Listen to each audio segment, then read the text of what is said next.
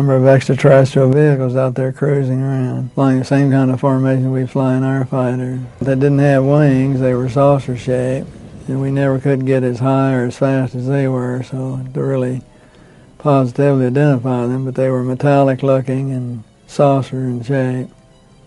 And they could do a few maneuvers that we couldn't do in an airplane, like just horizontally displace themselves rapidly, be flying along and just move over rapidly. Gordon Cooper's UFO sighting wasn't his only close encounter. In 1958, he was working as a project manager at Edwards Air Force Base in California. I had a film crew working for me on a project I was doing to put a precision landing system in on the edge of the dry lake bed. And they were filming the various stages of the installation. And a small saucer apparently flew overhead and put down some landing gear and landed out on the dry lake bed, only about 50 yards out. And these were old pro cameramen who were used to flying in all kinds of vehicles to take all kinds of pictures. And so they picked up their cameras and started over toward it, and going to get some close-ups. And with that, it lifted up, put the gear back in, and at a very high rate of speed disappeared.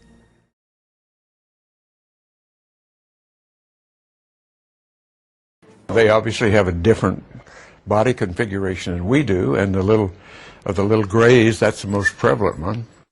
He walked on the moon. Tonight, he says, aliens are among us. Former astronaut Lake Worth resident Edgar Mitchell has raised some eyebrows and ruffled some feathers with his claims. Tonight, News Channel 5's Tim Malloy goes one-on-one with this true believer.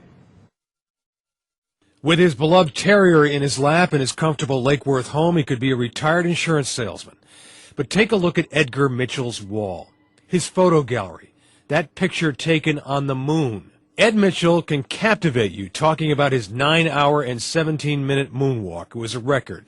But there's something else he'd like you to know. I don't know how many or where or how they're doing it, but they've been observing us and here for quite some time, and we see these craft all the time. Ed Mitchell is a straight talker and a true believer that we are not alone. I believe what I'm saying, and I cite the evidence that I know. He says that the government he served in the military and as an astronaut is perpetuating cover-ups of alien sightings, going all the way back to the legendary 1947 Roswell incident, an alleged alien spacecraft crash where remains were allegedly recovered. The reason for the denial was, number one, they didn't know if these were hostile and could we protect ourselves from them.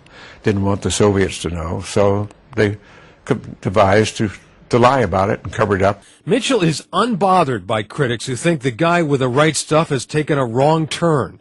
He has no doubt there are alien craft observing Earth right now. Frankly, I don't see why they would be wanting to fabricate this kind of material. It's almost a negative career-wise for them to be coming forward with this sort of evidence. In 2008, yet another former NASA astronaut has come forward.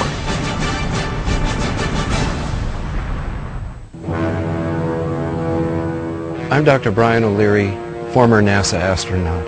Not only is the phenomenon very real, but there's also a very elaborate cover-up. Brian O'Leary, a NASA astronaut from 1967 to 1968, originally slated for a manned mission to Mars, has also come forward. But he wasn't always a believer. I myself was once a skeptic. Totally rejected the UFO phenomenon. I thought they were hallucinations, marsh gas, Venus. I was on Carl Sagan's bandwagon during the 1960s and while I was an astronaut. After I left NASA, I really began to learn of what it's like to be the target of scoffing by people who would normally be my friends, my colleagues, just because I would inquire into areas that were outside of their box of inquiry. But were these attitudes passed on to all astronauts, or just to those who were interested in UFOs? Some of my fellow astronauts and scientist astronauts who did go up and who have observed things, very clearly they were told not to report it. I when we see a long line. Amazingly, these shocking video sequences shown here for the first time on television might prove once and for all that NASA knows UFOs are navigating just above the Earth and dangerously close to our space shuttle missions. When I saw the tape, I realized that I was looking at very exciting, incredible footage that has never before been seen by the public. David Sarita, a former Defense Department subcontractor, has been studying NASA's possible interest in UFOs for over 15 years. And he believes this incident, which has since become legendary on the internet as the Tether incident, may prove UFOs are real. February 25th, 1996, 100 miles above Africa, an experimental satellite system attached to a 12-mile-long electricity-conducting tether suddenly breaks.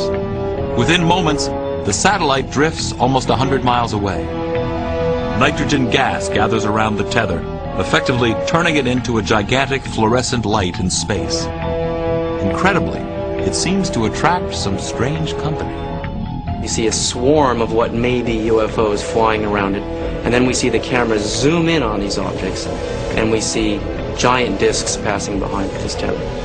But the astronauts involved in the mission seem to have a more mundane explanation. There's a little bit of debris that kind of flies with us. But is it simply debris, as is often claimed by NASA when looking at alleged UFOs in space? Watch what happens when the cameras zoom in. What we're seeing on the screen here appears very small, but if you blew this up, you would see that these objects are enormous in size. This UFO here, I measured approximately 2 to 3 miles in diameter against the 12-mile length of the tether. If it's further behind the tether than I think, it could be much larger. The potential size of these UFOs is clearly mind-boggling. And according to Sarita, so is the advanced technology behind them. Would a piece of space junk pulsate in a regular pattern as we see here? This spiral, to me, suggests a gravity wave that is stronger than light. This, to me, is proof in quantum physics that these UFOs are utilizing very advanced forms of gravity energy and zero-point energy. Sarita believes that our space program does not yet possess this technology, nor the capability to perform the startling maneuvers displayed by these UFOs caught on tape during another shuttle mission. Look over here, you're going to see something that a meteorite cannot do. You're going to see a high-speed, angular turn, and the object continues. The G-forces on a turn like this would flatten any astronaut into a pancake. Could all these objects be written off as mere space debris, as NASA contends? If that's so, then how can they explain this eye-opening footage of UFOs forming above the Earth? As these UFOs reach their positions in the circle, they light up, showing incredible intelligence. There we see a UFO light up right in the middle of the circle. This shows intelligence. Whatever the UFOs videotaped by NASA cameras are, there's no doubt that back down on Earth, they continue to be filmed over every major country around the globe.